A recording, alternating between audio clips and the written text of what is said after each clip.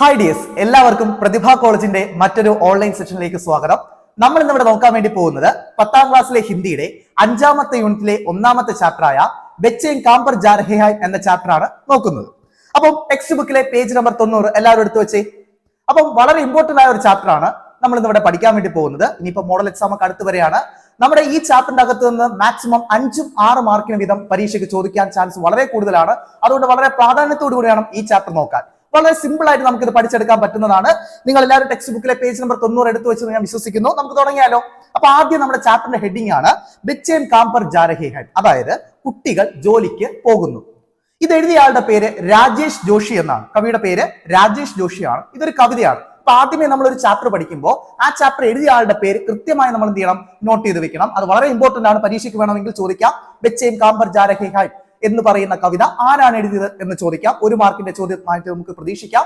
അപ്പൊ നമുക്ക് എഴുതാം രാജേഷ് ജോഷി എന്ന് എഴുതാം. ഇതൊരു കവിതയാണ്. അപ്പൊ നമുക്ക് ഇതിന്റെ ചാപ്റ്ററിലേക്ക് പോവാം. നോക്കിക്കോളൂ, ആദ്യത്തെ വരിയിലേക്ക് പോവാം. കൊഹരെ സെ ഠംകി സടക് പർ ബച്ചേൻ കാംപർ ജാ രഹേ ഹൈ. അപ്പം നമുക്ക് ഓരോ ലൈനായിട്ട് എടുത്തെടുത്ത് പോവാം. അതാകുമ്പോൾ നിങ്ങൾക്ക് കുറച്ചും കൂടെ വ്യക്തമായി മനസ്സിലാക്കാനും പറ്റും. അപ്പൊ ഞാനിങ്ങനെ പഠിപ്പിക്കുന്ന സമയത്ത് നിങ്ങളുടെ കയ്യിലേക്ക് ആ പുസ്തകത്തിന്റെ അകത്തുള്ള ആ പേജ് എടുത്ത് പറയുന്ന കാര്യങ്ങളുടെ, അതായത് ഓരോ വരിയുടെ മലയാളം അതിന്റെ മേലെ എഴുതി പോവുക. അതായത് നിങ്ങൾക്ക് ടെക്സ്റ്റ് ബുക്ക് വായിക്കുമ്പോൾ ആ കവിതയുടെ മലയാളം കൂടെ നിങ്ങൾക്ക് എളുപ്പത്തിന് മനസ്സിലാക്കാൻ സാധിക്കും. അപ്പൊ നിങ്ങൾ അത് ഫോളോ അപ്പ് ചെയ്ത് പോവുക. ഓക്കെ, ആദ്യത്തെ വരി നോക്കിക്കോളൂ. കൊഹരെ സെ ഠംകി, മൂടൽ മഞ്ഞ് കൊണ്ട് മൂടപ്പെട്ട, സടക്ക് പർ റോഡിലൂടെ, ബച്ചേ കുട്ടികൾ, കാംപർ ജാ രഹേ ഹൈ ജോലിക്ക് പോകുന്നു. രണ്ടാമത്തെ വരി സുബഹ് സുബഹ് അതിരാവിലെ. സുബഹ് സുബഹ് എന്ന് വെച്ചാൽ അതിരാവിലെ. ബച്ചേം കാംപർ ജാ രഹേ ഹൈ കുട്ടികൾ ജോലിക്ക് പോകുന്നു. ബച്ചേം കാംപർ ജാ രഹേ കുട്ടികൾ ജോലിക്ക് പോകുന്നു.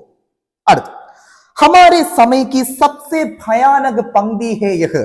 ഹമാരെ സമയ കി നമ്മുടെ കാലഘട്ടത്തിലെ, ഹമാരെ സമയ കി എന്ന് വെച്ചാൽ നമ്മുടെ കാലഘട്ടത്തിലെ, സബ്സെ ഏറ്റവും, ഭയാനക് ഭയപ്പെടുത്തുന്ന, പങ്ക്തി ഹേ യഹ് വരികളാണിത്. അതായത് നമ്മൾ ഈ വരികൾ വായിക്കുന്ന സമയത്ത് കവി ഇവിടെ പറയണം എന്താണ്, നമ്മുടെ കാലഘട്ടത്തിൽ ഇതുപോലെയുള്ള കുട്ടികൾ ജോലിക്ക് പോകുന്നു എന്ന് പറയുന്നത് കേൾക്കുമ്പോൾ തന്നെ എന്താണ്, ഒരു ഭയപ്പാടുണ്ടാക്കുന്നു. അപ്പൊ നമുക്ക് ഈ കവിത വായിക്കുന്ന സമയത്ത് നിങ്ങൾക്ക് വ്യക്തമായി മനസ്സിലാക്കാൻ സാധിക്കുന്ന ഒരു കാര്യം, കുട്ടികളെ കുറിച്ചാണ് ഈ കവിതയിൽ പറയുന്നത്. കുട്ടികൾ എങ്ങനത്തെ കുട്ടികളാണ്? ഈ ജോലിക്ക് പോകുന്ന കുട്ടികൾ. അതായത് രാവിലെ നമ്മളെല്ലാവരും രാവിലെ എവിടെ പോകും? സ്കൂളിൽ പോകും. രാവിലെ എണീച്ച് ട്യൂഷൻ ക്ലാസ്സിൽ പോകും, അല്ലെ? പക്ഷേ ഒരു വിഭാഗം ആളുകൾ, നമ്മുടെ സമൂഹത്തിലെ ഒരു വിഭാഗം കുട്ടികൾ ഇന്നും ജോലിക്ക് പോകുന്നവരാണ്. അതിരാവിലെ എണീച്ച് ജോലിക്ക് പോകുന്ന കുട്ടികളാണ് നമ്മുടെ സമൂഹത്തിൽ ഇന്നും ഉള്ളത്. പറഞ്ഞാൽ നമുക്ക് വിശ്വസിക്കാൻ പറ്റൂല, പക്ഷെ യാഥാർത്ഥ്യം അതാണ്. നമ്മുടെ സമൂഹത്തിൽ ഇന്നും എന്താണ്, ഒരു പറ്റം കുട്ടികൾ ജോലിക്ക് പോകുന്നവരാണ്. വിദ്യാഭ്യാസമോ മറ്റു കാര്യങ്ങളോ മറ്റു സൗകര്യങ്ങളോ ഇല്ലാതെ ജോലിക്ക് പോകുന്ന ഒരു വിഭാഗം കുട്ടികൾ നമ്മുടെ സമൂഹത്തിൽ ഇന്നും ജീവിക്കുന്നു. അവരെ പറ്റിയാണ് കവി ഇവിടെ പറയുന്നത്. അപ്പൊ നിങ്ങൾക്ക് ഏകദേശം മനസ്സിലാക്കണം ആദ്യത്തെ 3 വരികൾ പറയുമ്പോൾ എന്താണ് കവി ഇവിടെ പറയാൻ ഉദ്ദേശിക്കുന്നതെന്ന് നിങ്ങൾക്ക് വ്യക്തമായി മനസ്സിലാക്കുന്നുണ്ടാവും. അടുത്ത ലിഖാ ജാനാ ചാഹിയെ ഇസേ സവാൽ കി തരഹ്. ചോദ്യങ്ങൾ ചോദിക്കേണ്ടതാണ്. ഓക്കെ, ചോദ്യങ്ങൾ, അതായത് ചോദ്യ രൂപത്തിലാണ് ഇതിനെ ചോദിക്കേണ്ടത്. അതായത് കവി ഇവിടെ പ്രതികരിക്കുകയാണ്. അതായത് കവി സമൂഹത്തിൽ നടക്കുന്ന ഇതുപോലെയുള്ള കാര്യങ്ങൾക്കെതിരെ പ്രതികരിക്കുകയാണ്. നമ്മൾ എന്ത് ചെയ്യണം? ചോദ്യങ്ങൾ ചോദിക്കണം. സവാൽ ജാനാ ചാഹിയെ ഇസേ സവാൽ കി തരഹ്, അതായത് എന്താണ്, ലിഖാ ജാനാ ചാഹിയെ ഇസേ സവാൽ കി തരഹ്, ചോദ്യ രൂപത്തിൽ എന്ത് ചെയ്യണം? ഇതിനെ ചോദിക്കണമെന്നാണ് കവിയുടെ പറയുന്നത്. ഓക്കെ, അപ്പൊ ഫസ്റ്റ് പാരഗ്രാഫ് ഒന്നും കൂടെ ഓടിച്ച് പറഞ്ഞുതരാം. കൊഹരെ സെ ഠംകി സടക് പർ ബച്ചേൻ കാംപർ ജാ രഹേ ഹൈ. മൂടൽ മഞ്ഞ് കൊണ്ട് മൂടപ്പെട്ട റോഡിലൂടെ കുട്ടികൾ ജോലിക്ക് പോകുന്നു. സുബഹ് സുബഹ് അതിരാവിലെ.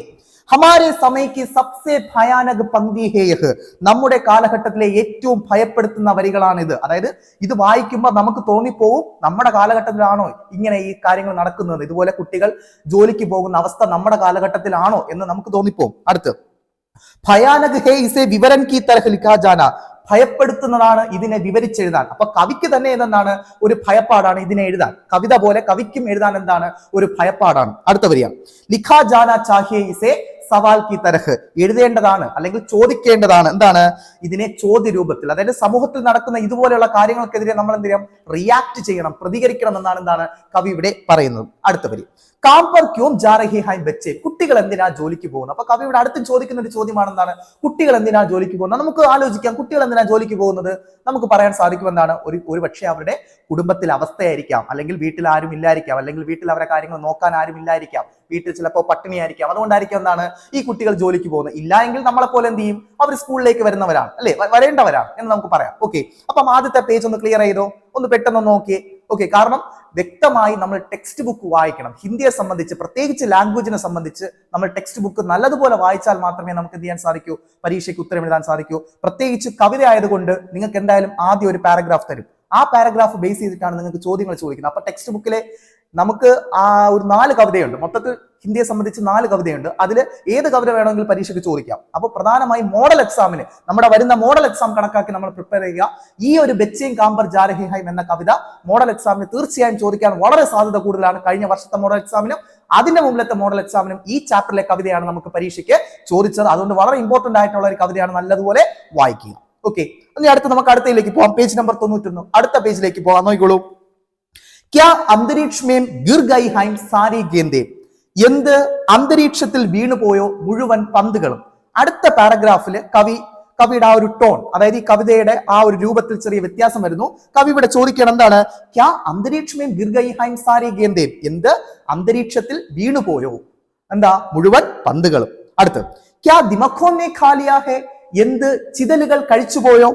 സാരി രംഗ് ബിരംഗി കിതാബോം കോ, പല വർണ്ണങ്ങളിലുള്ള പുസ്തകങ്ങളെ. സാരി രംഗ് ബിരംഗി കിതാബോം കോ എന്ന് വെച്ചാൽ പല വർണ്ണങ്ങളിലുള്ള പുസ്തകങ്ങളെ. അതായത് ഈ ജോലിക്ക് പോകുന്ന കുട്ടികളുടെ കയ്യിൽ എന്തില്ല, പന്തുകളില്ല. നിങ്ങൾക്കറിയാം, കൊച്ചു കുട്ടികളാണെങ്കിൽ അവരുടെ കയ്യിൽ പുസ്തകങ്ങൾ കാണാം, കളിപ്പാട്ടങ്ങൾ കാണാം, കളിക്കുന്ന വസ്തുക്കൾ കാണാം, അങ്ങനത്തെ എന്തെങ്കിലുമൊക്കെ കാണാം. പക്ഷെ ഈ ജോലിക്ക് പോകുന്ന കുട്ടികളുടെ കയ്യിൽ എന്തില്ല, ഈ പറഞ്ഞ ഒരു കാര്യമില്ല, പന്തുകളില്ല, അതുപോലെ തന്നെ പുസ്തകങ്ങളില്ല. അപ്പൊ പന്തുകൾ ഇല്ലാത്തതുകൊണ്ട് കവി ചോദിക്കുകയാണ്, ഈ പന്തുകളൊക്കെ എവിടെ വല്ല അന്തരീക്ഷത്തിൽ കുടുങ്ങിപ്പോയോ എന്ന് ചോദിക്കുകയാണ്. അടുത്ത കവി ചോദിക്കുന്നത് എന്താണ്, പുസ്തകങ്ങൾ, പല വർണ്ണങ്ങളിലുള്ള പല കടലാസിൽ പൊതിഞ്ഞ പുസ്തകങ്ങളൊക്കെ കുട്ടികളുടെ കയ്യിൽ കാണേണ്ടതല്ലേ, എവിടെ പോയി, പുസ്തകങ്ങളൊക്കെ എവിടെ പോയി എന്ന് കവി ചോദിക്കുകയാണ്.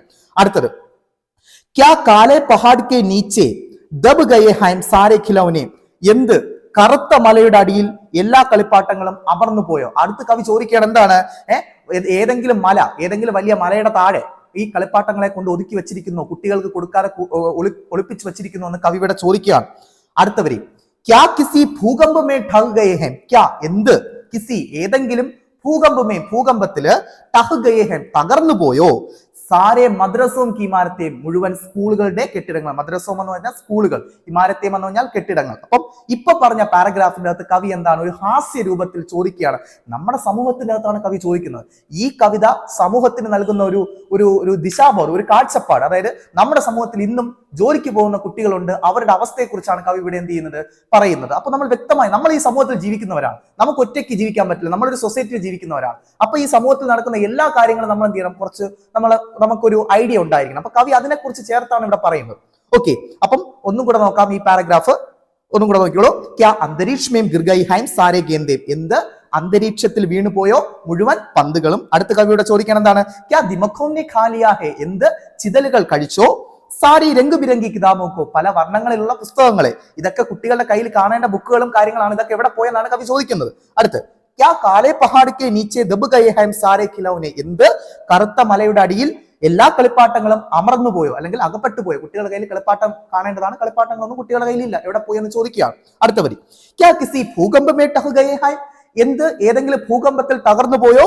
സാരെ മദ്രസവും കീമാരത്തെ, മുഴുവൻ സ്കൂളുകളുടെ കെട്ടിടങ്ങളും. അതായത് സ്കൂളിൽ എന്തില്ല, കുട്ടികളില്ല. അപ്പം ഞാൻ ചോദിക്കട്ടെ, ഒരു സ്കൂൾ എന്ന് പറഞ്ഞാൽ നമുക്ക് അവിടെ ആരാണ് വേണ്ടത്, കുട്ടികളാണ്. ഒരു കെട്ടിടം ഉണ്ടാക്കിയിട്ട് സ്കൂൾ എന്ന് പറഞ്ഞ് ബോർഡ് വെച്ചാൽ അവിടെ സ്കൂൾ ആവില്ല. അതിന്റെ അകത്ത് ജീവനുള്ള ആര് വേണം, നമ്മുടെ കുട്ടികൾ വേണം. കുട്ടികൾ ഉണ്ടെങ്കിൽ എന്താണ്, അത് സ്കൂളായി മാറും. അല്ലെങ്കിൽ വെറും ഒരു കെട്ടിടം മാത്രമാണ്. ഓക്കെ, അതാണ് ആ സെക്കൻഡ് പാരഗ്രാഫിലൂടെ കവി ഇവിടെ വായിക്കുന്നത്. അടുത്തേക്ക് നോക്കാം, തേർഡ് പാരഗ്രാഫിലേക്ക് പോകും. ശ്രദ്ധിച്ചു കേൾക്കുക. ക്യാ സാരെ മൈദാൻ സാരെ ബഗീച്ചെ ഓർ ഘറോം കെ ആംഗൻ. അടുത്ത കവി ഇവിടെ പറയുന്നത് എന്താണ്, ക്യാ എന്ത്, സാരെ മൈദാൻ മുഴുവൻ ഗ്രൗണ്ടുകളിലും, മൈതാനം എന്ന് പറഞ്ഞാൽ ഗ്രൗണ്ട് കളിസ്ഥലങ്ങളിലും, സാരെ ബഗീച്ചെ മുഴുവൻ പൂന്തോട്ടങ്ങളിലും, ഗാർഡൻ പൂന്തോട്ടങ്ങളിലും, ഓർ ആൻഡ് ഘറോം കെ ആംഗൻ വീട്ടുമുറ്റത്തും, ഈ പറഞ്ഞ 3 സ്ഥലങ്ങളിലും, ഖതം ഹോ ഗയേ ഏകായേക് പെട്ടെന്ന് ഇല്ലാതെയായോ. അതായത് നമ്മൾ സാധാരണഗതിയിൽ ഈ കുട്ടികളെ കാണുന്ന ഇവിടെ, കൊച്ചു കൊച്ചു കുട്ടികളെ കാണുന്നതൊക്കെ എവിടെയൊക്കെയാണ്, നമുക്ക് കളിസ്ഥലങ്ങൾ ഗ്രൗണ്ടിൽ പോയ കുട്ടികളെ കാണാം. അടുത്ത് നമുക്ക് പറയാം ഈ പാർക്ക്, ഈ ഗാർഡൻ എന്ന് ഉദ്ദേശിക്കുന്നത് പാർക്കാണ്. ഓക്കെ, ചിൽഡ്രൻസ് പാർക്ക്, അവിടെ കുട്ടികളെ ഉണ്ടാവും. അടുത്ത് ഖറോം കെ ആംഗൻ വീട്ടുമുറ്റത്തും, ഇവിടെയൊക്കെ നമുക്ക് സാധാരണ കുട്ടികളെ കാണാൻ സാധിക്കും. അപ്പൊ കവിയുടെ പറയുന്നു ഈ 3 സ്ഥലങ്ങൾ എന്തില്ല, കുട്ടികളില്ല. അപ്പൊ ഈ കുട്ടികളൊക്കെ എവിടെ പോയെന്നാണ് കവിയുടെ ചോദിക്കുന്നത്. അപ്പൊ നമുക്ക് ഉത്തരം അറിയാം, കുട്ടികൾ എവിടെ പോയി, ബച്ചേം കാംപർ ജാരഹേം, കുട്ടികൾ ജോലിക്ക് പോകുന്നു. നിങ്ങൾ ഈ ഫോട്ടോയിൽ കാണുന്നത് പോലെ എന്താണ്, ഈ ഫോട്ടോയിൽ കാണുന്നത് പോലെ നിങ്ങൾ എന്താണ് ആ ഒരു കുട്ടികൾ എങ്ങോട്ട് പോവുകയാണ്, ജോലിക്ക് പോവുകയാണ്. അപ്പൊ നിങ്ങൾ അത് വ്യക്തമായി മനസ്സിലാക്കണം. കുട്ടികളുടെ അവസ്ഥ, കവിയുടെ പറയാൻ ഉദ്ദേശിക്കുന്ന കാര്യം എന്താണെന്ന് നിങ്ങൾക്ക് ഒരുവിധം മനസ്സിലായി കാണുന്നു വിശ്വസിക്കുന്നു. അടുത്തതിലോട്ട് പോകാം. तो फिर बचा है क्या इस दुनिया में, അപ്പോൾ പിന്നെ ബാക്കിയുള്ളത് എന്താണ് ഈ ലോകത്ത്. തോ ഫിർ, അപ്പോൾ പിന്നെ ബച്ചാ ഹി ക്യാ, ബാക്കിയുള്ളത് ക്യാ ഹേ ഇസ് ദുനിയാമേം, എന്താണ് ഈ ലോകത്ത്. അപ്പൊ കുട്ടികളൊന്നും ഇല്ലാത്ത ഈ ഒരു ലോകം, പിന്നെ ഈ ലോകത്ത് കുട്ടികളില്ലാതെ പിന്നെ എന്തുണ്ട് എന്ന് കവി ഇവിടെ ചോദിക്കുന്നത്. കാരണം നാളത്തെ തലമുറ എന്ന് വെച്ചാൽ ഇന്നത്തെ കുട്ടികളാണ് അല്ലെ.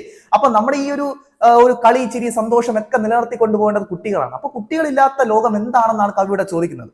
അടുത്ത് ഭയാനക് ഹേ, കിത്തന ഭയാനക് ഹോത്ത അഗർ ഐസ ഹോത്ത, എത്ര ഭയപ്പെടുത്തുന്നതാണ് അങ്ങനെ സംഭവിച്ചാൽ. കിത്തന എന്ന് വെച്ചാൽ എത്ര, ഭയാനക് ഹോത്ത ഭയപ്പെടുത്തുന്നതാണ്, അഗർ ഐസ ഹോത്ത അങ്ങനെ സംഭവിച്ചാൽ. കുട്ടികളില്ലാത്തൊരു ലോകം സങ്കല്പിച്ചു കഴിഞ്ഞാൽ നമുക്ക് സങ്കല്പിക്കാൻ സാധിക്കുമെന്നാണ് കവി ഇവിടെ ചോദിക്കുന്നത്. അടുത്ത് ഭയാനക് ഹേ ഇസേ ലേക്കിൻ ഇസ്സേ ഫി ജ്യാദായഹ്, ഭയാനക് ഹേ ഭയപ്പെടുത്തുന്നതാണ്, ലേക്കിൻ എന്നാൽ, ഇസ്സേ ഫി ഇതിനേക്കാൾ, ജ്യാദായഹ് കൂടുതൽ, അതായത് ഈ പറഞ്ഞ കാര്യങ്ങളല്ല ഇതിനെക്കാട്ടിലും ഒരു വലിയ കാര്യമുണ്ട്. എന്താണ്, സാരി ചീസേം ഹസ്ബ് മാമൂൽ, അതായത് ഇതിനെയെല്ലാം എന്താണ് സർവ്വസാധാരണമായി കണ്ടാൽ, നമ്മൾ നമ്മുടെ സമൂഹത്തിൽ നടക്കുന്ന ഈ കാര്യങ്ങൾ തിരിഞ്ഞു പോലും നോക്കിയില്ല എങ്കിൽ നാളത്തെ ഒരു തലമുറ എങ്ങോട്ട് പോകും, കുട്ടികൾ ജോലിക്ക് പോകും. നാളത്തെ തലമുറയിൽപ്പെട്ട കുട്ടികൾ എല്ലാവരും കൊച്ചിലെ ആ ചെറുപ്രായത്തിൽ എങ്ങോട്ട് പോകും, ജോലിക്ക് പോകും. അപ്പം നാളെ ഒരു വിദ്യാഭ്യാസം ഇല്ലാത്തൊരു തലമുറ, നല്ല ഒരു കുട്ടികൾ, അതൊന്നും ഈ ലോകത്ത് ഇല്ലാതെയായി പോകുമെന്നാണ് കവി ഇവിടെ പറഞ്ഞു വരുന്നത്. ഓക്കെ, അപ്പൊ അടുത്ത പാരഗ്രാഫ് ഒന്നും കൂടെ ഞാൻ പറഞ്ഞുതരാം. ഇപ്പൊ വായിച്ച പാരഗ്രാഫ് നോക്കിക്കോളൂ. ക്യാ സാരേ മൈദാൻ സാരേ ബഗീച്ചെ ഓർ ഖറോം കെ ആംഗൻ, എന്താണ്, എന്ത് മുഴുവൻ ഗ്രൗണ്ടുകളിലും, മുഴുവൻ ബഗീച്ചെ പാർക്കുകൾ, എന്താണ് നമ്മുടെ പൂന്തോട്ടങ്ങളിലും, ഓർ ആൻഡ് ഖറോം കെ ആംഗൻ വീട്ടുമുറ്റത്തും, വീട്ടിന്റെ മുറ്റത്തും എന്താണ്, ഖദം ഹോ ഗയേ ഹൈം ഏകായേക്ക് പെട്ടെന്ന് ഇല്ലാതെയായോ, അതായത് ഈ പറഞ്ഞ സ്ഥലങ്ങളിലൊന്നും കുട്ടികളില്ല, അവരൊക്കെ എവിടെ പോയി എന്ന് കവിയുടെ ചോദിക്കുകയാണ്. തോ ഫിർ ബച്ചാ ഹി ക്യാ ഇസ് ദുനിയാമേം, അപ്പോൾ പിന്നെ ബാക്കിയുള്ളത് എന്താണ് ഈ ലോകത്ത്. ഓക്കെ, കുട്ടികളൊന്നും ഇല്ലെങ്കിൽ പിന്നെ എന്താണ് ഈ ലോകത്തുള്ളത്. അടുത്ത് കിത്തന ഭയാനക് ഹോത്ത അഗർ ഐസ ഹോത്ത, എത്ര ഭയപ്പെടുത്തുന്നതാണ് അങ്ങനെ സംഭവിച്ചാൽ. അതായത് കുട്ടികളൊന്നും ഇല്ലാത്തൊരു ലോകം നമുക്ക് എങ്ങനെ സങ്കല്പിക്കാൻ സാധിക്കുമെന്നാണ് കവി ഇവിടെ ചോദിക്കുന്നത്. അടുത്ത് ഭയാനക് ഹേ ലേക്കിൻ ഇസ്സേ ഫി ജ്യാദായഹ്, ഭയപ്പെടുത്തുന്നതാണ് എന്നാൽ ഇതിനേക്കാൾ കൂടുതൽ, അതായത് ഇത്രയൊന്നും അല്ല ഇനിയാണ് പറയാൻ പോകുന്നത്. എന്താണ്, കി സാരി ചീസേം ഹസ്ബ് മാമൂൽ, ഇതെല്ലാം സർവ്വസാധാരണമായി കണ്ടാൽ. ഹസ്ബ് മാമൂൽ എന്ന് പറഞ്ഞാൽ സർവ്വസാധാരണമായി കണ്ടാൽ, അതായത് ഈ കുട്ടികളൊക്കെ ജോലിക്ക് പോകുന്നത് നമ്മൾ കണ്ടിട്ടും കണ്ടില്ല എന്ന് നടിച്ചു കഴിഞ്ഞാൽ നാളത്തെ തലമുറ എന്ന് വെച്ചാൽ എന്താണ്, കേവലം രാവിലെ എണീച്ച് ജോലിക്ക് പോകുന്ന കൊച്ചു കൊച്ചു കുട്ടികൾ ജോലിക്ക് പോകുന്ന ഒരു സമൂഹമായിരിക്കും നമ്മുടെ കൺമുന്നിലൂടെ പോകുന്നതെന്നാണ് പറയുന്നത്. ഇനി ലാസ്റ്റ് പാരഗ്രാഫിലേക്ക് പോവാം. ലാസ്റ്റ് പാരഗ്രാഫ് നോക്കിക്കോളൂ, വളരെ 3 വരെയേ ഉള്ളൂ, വളരെ ശ്രദ്ധിച്ച് കേൾക്കാം. പർ എന്നാൽ, ദുനിയാക്കി ലോകത്തിലെ, ഹസാരോ ആയിരക്കണക്കിന്, സടക്കോം സെ റോഡുകളിലൂടെ, ഗുസർത്തെ ഹുയെ കടന്നു പോകുമ്പോൾ, ബച്ചെ കുട്ടികൾ, ബഹുത്ത് ചോട്ടെ ചോട്ടെ ബച്ചെ വളരെ കൊച്ചു കൊച്ചു കുട്ടികൾ, കാംപർ ജാരഹേ ഹൈ ജോലിക്ക് പോകുന്നു. അപ്പൊ ലാസ്റ്റ് പാരഗ്രാഫിൽ കവിയുടെ പറയുന്നത് എന്താണെന്ന് മനസ്സിലായോ. അതായത് കവി അവസാനം നമ്മളോട് പറയാണ് എന്താണ്, നമ്മുടെ സമൂഹത്തിൽ മാത്രം നടക്കുന്ന കാര്യമല്ല, നമ്മൾ എവിടെ പോയാലും ഏത് സ്ഥലത്ത് പോയാലും നമുക്ക് എന്താണ് ഈ പറഞ്ഞ ഒരു കാഴ്ച നമുക്ക് എന്ത് ചെയ്യാൻ പറ്റും, കാണാൻ സാധിക്കുമെന്നാണ് കവി എന്താണ് വളരെ നിരാശയോടുകൂടിയും വളരെ നമ്മുടെ സമൂഹത്തിൽ നടക്കുന്ന ഈ കാര്യത്തെക്കുറിച്ച് വളരെ നമുക്കൊന്ന് ബോധവൽക്കരിക്കാനും കൂടെയാണ് ഈ കവിത എന്ന് പറയുന്നത്. അപ്പോൾ നമുക്ക് ഈ കവിത വായിച്ചു നിർത്തിയപ്പോൾ, ഇപ്പൊ ലാസ്റ്റ് വരി വരെ നമുക്കിപ്പോൾ ഇവിടെ വായിച്ചു നിർത്തിയപ്പോൾ നമുക്ക് ഒരു കാര്യം മനസ്സിലായി. കവി എന്താണ് നമ്മളോട് പറയാൻ ഉദ്ദേശിക്കുന്നത്, നമ്മുടെ സമൂഹത്തിലെ ഒരു വല്ലാത്തൊരു അവസ്ഥയെക്കുറിച്ചാണ്. അതിന്റെ പേരാണ് ബാൽശ്രം, ബാലവേല. ഓക്കെ, ബാൽശ്രം, ബാലവേല എന്ന് പറയുന്ന സമൂഹത്തിലെ ഏറ്റവും ഒരു മോശപ്പെട്ട ഒരു കാര്യം, അതായത് നമ്മൾ ഒരിക്കലും ചെയ്യാൻ പാടില്ലാത്തൊരു കാര്യമാണ് കവി ഇവിടെ പറയുന്നത്. അതായത് കൊച്ചുകുട്ടികൾ ജോലിക്ക് പോകുന്നു എന്ന് പറയുമ്പോൾ നമുക്കത് ഒട്ടും അംഗീകരിക്കാൻ പറ്റില്ല. കാരണം നമ്മുടെ സമൂഹത്തിന്റെ ഒരു പിന്നോക്ക അവസ്ഥയാണ് അവിടെ സൂചിപ്പിക്കുന്നത്. കാരണം സമൂഹം നല്ലതായിരുന്നു, സമൂഹത്തിൽ മെച്ചപ്പെട്ട അവസരങ്ങൾ കുട്ടികൾക്ക് കിട്ടുന്നു എങ്കിൽ കുട്ടികൾക്ക് ഈ ജോലിക്ക് പോകേണ്ട കാര്യമൊന്നുമില്ല. അപ്പൊ കവി എന്താണ് ഇന്നത്തെ സമൂഹത്തോട് പറയുകയാണ്, അതായത് കവി ഇന്നത്തെ തലമുറയോട് കവി ഇവിടെ പറഞ്ഞു വെക്കുകയാണ് എന്താണ്, നമ്മുടെ സമൂഹത്തിലുള്ള ഈ പറഞ്ഞ കാര്യങ്ങളെയൊക്കെ എന്ത് ചെയ്യണം, മാറ്റണം. അത് സമൂഹത്തിൽ നമ്മൾ വേണം മുന്നിട്ടിറങ്ങാൻ. അതായത് എല്ലാവർക്കും വിദ്യാഭ്യാസം, എല്ലാവരും നല്ല രീതിയിൽ എത്തണം, എല്ലാവരും ഒരുമിച്ച് മുന്നോട്ട് പോകണം, സമൂഹത്തിൽ എല്ലാവരും ഉന്നതിയിലെത്തണം, എല്ലാവർക്കും ഐക്യം, എല്ലാവർക്കും ഒരു യോജിപ്പോടുകൂടി പോകണം എന്നാണ് കവി പറയുന്നത്. അങ്ങനെ പോയാൽ മാത്രമേ നമുക്ക് പുരോഗതി ഉണ്ടാവൂ എന്നാണ് കവി പറയുന്നത്. അല്ലാതെ കേവലം സമൂഹത്തിലെ ഒരു വിഭാഗം ആളുകൾ മാത്രം സ്കൂളിൽ പോവുകയും പഠിക്കുകയും ചെയ്തു കഴിഞ്ഞാൽ മറ്റു വിഭാഗത്തിലുള്ള മറ്റു പാവപ്പെട്ട കുട്ടികൾ എന്ത് ചെയ്യും? അവരിതുപോലെ ജോലിക്ക് പോയാൽ മതിയോ? അവരും നാളേക്ക് നമ്മുടെ സമൂഹത്തിൽ ജീവിക്കേണ്ടവരല്ലേ എന്നാണ് കവി ഇവിടെ സൂചിപ്പിക്കുന്നത്. അതായത് എല്ലാവർക്കും അവസരം കിട്ടണം, എല്ലാവർക്കും സ്കൂളിൽ പോകണം, പഠിക്കണം, എല്ലാ അവസരങ്ങളും എല്ലാവർക്കും കിട്ടണം എന്നാണ് കവി ഇവിടെ പറഞ്ഞു വെക്കുന്നത്. ഇതോടുകൂടി നമ്മുടെ ഈ ഒരു ചാപ്റ്ററിന്റെ ഒരു ഐഡിയ നിങ്ങൾക്ക് മനസ്സിലായി കാണുമെന്ന് ഞാൻ വിശ്വസിക്കുന്നു. എല്ലാവർക്കും ഈ ചാപ്റ്റർ ഒരു വ്യക്തത എല്ലാവർക്കും വന്നു എന്ന് ഞാൻ വിശ്വസിക്കുന്നു. ഈ ചാപ്റ്ററിന്റെ മോർ വീഡിയോസ്, അതായത് ഈ ചാപ്റ്ററിന്റെ ക്വസ്റ്റ്യൻ പേപ്പർ വർക്കൗട്ട് മറ്റു കാര്യങ്ങളൊക്കെ അടുത്ത വീഡിയോയിലേക്ക് നമ്മൾ അപ്ലോഡ് ചെയ്യുന്നതായിരിക്കും. അപ്പോൾ എല്ലാവർക്കും ഈ വീഡിയോ ഇഷ്ടപ്പെട്ടുവെങ്കിൽ ലൈക്ക് ചെയ്യുക, ഷെയർ ചെയ്യുക, നമ്മുടെ ചാനൽ സബ്സ്ക്രൈബ് ചെയ്യുക. അടുത്തൊരു വീഡിയോ ആയിട്ട് നമുക്ക് പിന്നെ കാണാം. താങ്ക്